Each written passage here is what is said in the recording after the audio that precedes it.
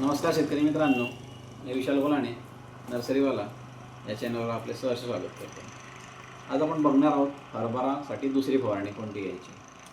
मागच्या भागामध्ये आपण बघितलं होतं की वाढीच्या अवस्थेतला हरभरा, त्यात मी आपल्याला सांगितलं होतं की काय काय करायला हवं। आता या व्हिडिओमध्ये आपण बघू शकतात की हरभरा फुलोरा अवस्थेत असताना आपण कोणत्या गोष्टींची किंवा कोणत्या घटकांची फवारणी घ्यायला हवी। पहिल्यांदा तर आपण ज्यावेळेस फुलोऱ्यात हरभरा असतो त्यावेळेस साधारणतः पटपाणी ज्यावेळेस शेतकरी देतात, पटपाणी दुसऱ्या पटपाणी द्यायच्या वेळेस शेतकऱ्यांना मर हा रोगाची समस्या उद्भवत असते।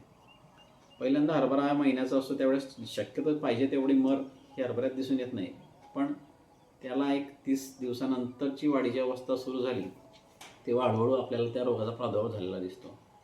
त्यासाठी ज्या प्लॉटवर हरभरात मर आलेला आहे किंवा जिथं आलेला नाही आहे अशा दोन्ही ठिकाणी आपण एक प्रिव्हेंटिव्ह मेजर म्हणून एक थायोफेनेट मिथिल नावाचं आंतरप्रवाही बुरशीनाशक आहे, जे की आपल्याकडे अवेलेबल आता इन्सेक्टिसाइड इंडियाचं प्रिझम नावाचं येते,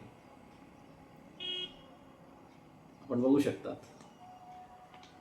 प्रिझम नावाचं ब्रँड नेम म्हणून त्यांचं येतं, ट्रॅक्टर ब्रँडचं, आपण ते घेऊ शकतात। थायोफेनेट मिथिल किंवा एखादं दुसरं बुरशीनाशक रोको किंवा अदर, फक्त त्यात आपल्याला कंटेंट जो घटक आहे तो थायोफेनेट मिथिल हवा, जेणेकरून मर ही रोगाची समस्या आहे ती कमी होईल किंवा येणारच नाही। त्यानंतर दुसरा जो घटक आहे आपला घाटे अळीच्या नियंत्रणासाठी, आपण पहिल्या व्हिडिओमध्ये बघितलं होतं, आपण निंबोडी अर्काची फवारणीची शिफारस आपणास दिली होती।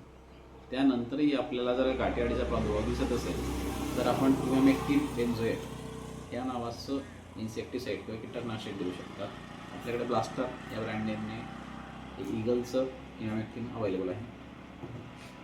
त्यानंतर तिसरं आहे फ्लावरिंगच्या अवस्थेतल्या हरभऱ्यामध्ये टाटा बहार।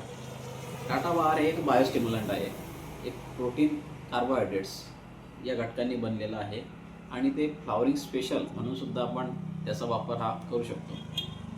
आपल्याकडे बुरशीनाशक, कीटकनाशक तसेच बायोस्टिम्युलंट तिघे गोष्टी झाल्यात, हरभऱ्यासाठी ते आवश्यक आहे आणि सोबत एक स्टिकर आपण घेतलेला आहे।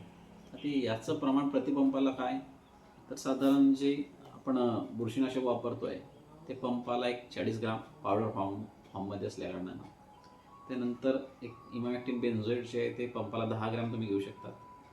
टाटा बहार जे आहे ते तुम्ही पंपाला एक 40 ग्राम देऊ शकता आणि स्टिकर हे साधारण 5 ते 7 ml, आपण त्यांचं कंपनीनुसार वेगवेगळ्या प्रमाणात थोडं प्रमाण कमी जास्त होऊ शकतं ते घेऊ शकता।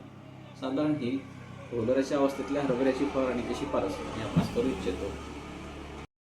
आपल्याला अशा प्रकारचे खते किंवा औषधी हवे असल्यास आपण आजच आपले संपर्क साधू शकता। खाली संपर्क क्रमांक आपणास दिलेला आहे। हा व्हिडिओ आवडला असल्यास नक्कीच आपल्या चॅनलला लाईक, सबस्क्राईब आणि फॉलो करा। धन्यवाद।